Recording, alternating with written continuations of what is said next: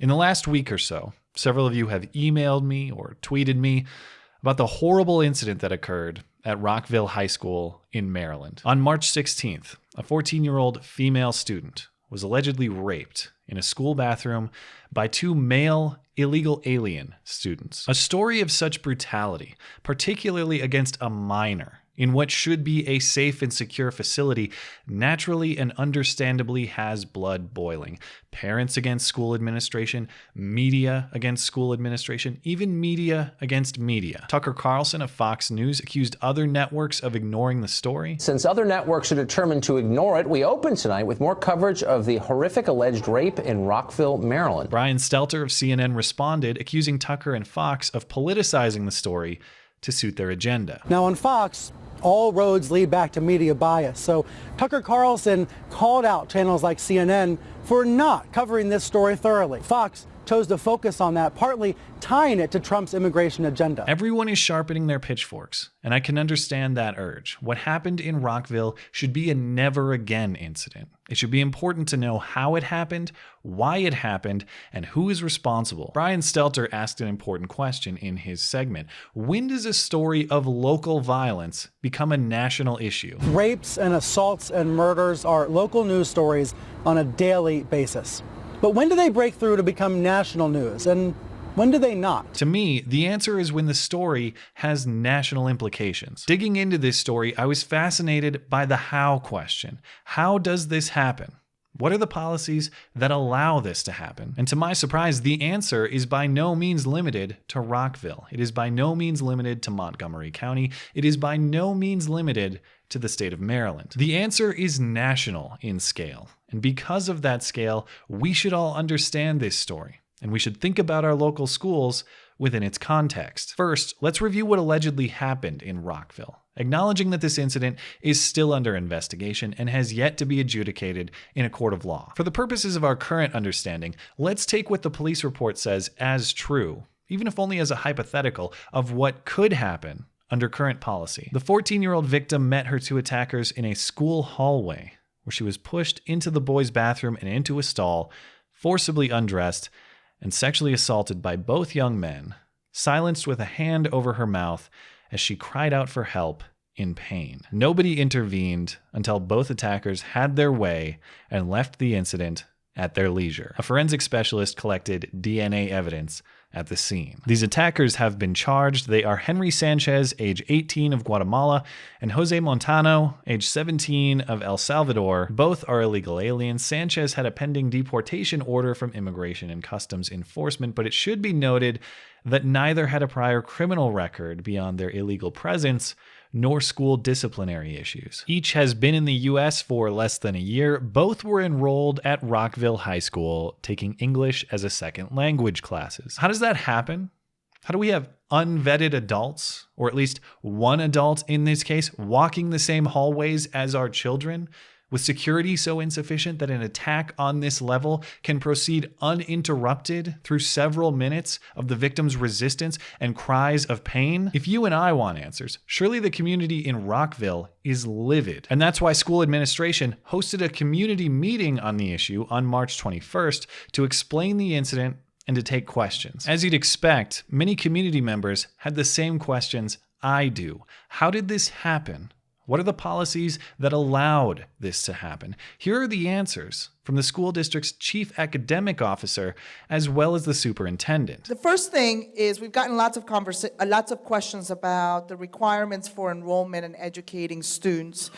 And our enrollment policy is strictly aligned to Maryland law, which states that all individuals who are 5 years old or older and under age 21 must be admitted free of charge to public schools in Maryland. We've gotten lots of questions around, does the school system keep information on the immigration status of students? And the U.S. Supreme Court made, in a case, Plyer versus Doe, it ruled that the U.S. Constitution prohibits school systems anywhere from denying access to public education based on immigration status. The federal law and the state law absolutely prohibits us from denying students access to an education. And, I would be being disingenuous if I told you that I thought we should deny students an education. Now, that may sound like a deflection of responsibility, and perhaps to an extent it is. The local school district certainly has control over security measures that could be improved. They did devote significant time at this meeting to discussing just that. But these school administrators are not exaggerating when they say their hands are significantly tied. And those ties are the national implications of this story. What enabled this attack to happen largely wasn't a decision made within the confines of Rockville High School. It was a decision made by the Supreme Court of the United States, in combination with decisions made in state legislatures across the country. To the first point the academic officer made, per Maryland law, all individuals who are 5 years old or older and under 21 shall be admitted free of charge to the public schools of this state. That would, of course, include both 17 and 18-year-olds, the ages of our suspects in this case, and that law is not unique to Maryland. In 29 states, everyone up to age 21 is entitled to access to public education. In 9 more, it is age 20. In Texas, public education is guaranteed through age 26. But that's for citizens, right? I would have assumed so, but no. That's for anybody. As the academic officer mentioned, per the Supreme Court's opinion in the case of Plyler versus Doe, delivered by Justice William Brennan in 1982, a Texas state law that denied free public education to illegal aliens was deemed unconstitutional in violation of the 14th Amendment. Even though the court acknowledged that education is not a constitutional right, even though the court acknowledged that illegal immigrants are not a suspect class, the court ruled that the state of Texas failed to show a substantial state interest sufficient to justify the law. My initial reaction was disbelief. How can the protection of children not be a substantial state interest? That's probably the most substantial state interests. But protection of children wasn't the interest the state of Texas advanced in making its case. Instead, Texas said its law was in the interest of the preservation of the state's limited resources for the education of its lawful residents. Indeed, in making this decision, the court had the welfare of children in mind,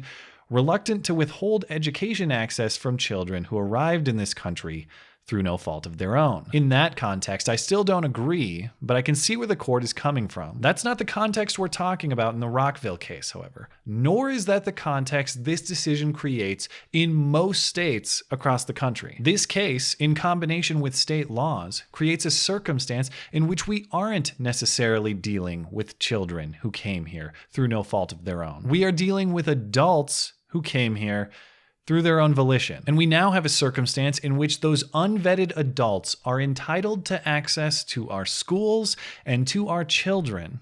And anyone who asks certain questions about that arrangement is breaking the law. What happened in Rockville, at least according to the police report, is horrific.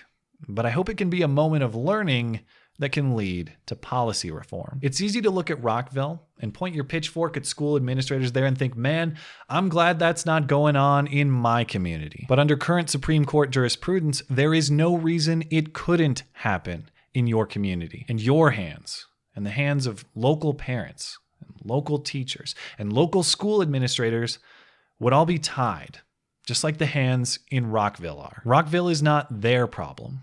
Rockville is our problem as a country. I hate to learn of this problem through these circumstances, but I am glad to learn of it. And I thank each of you who suggested that I do. Thanks as always for listening and for supporting this channel. Always appreciate that thoughtful discussion down below and especially over on Twitter. That is at ML Christiansen. You're always welcome to coming out and chat in my live streams. Those are linked down in the description. Looking forward to it. Okay, bye.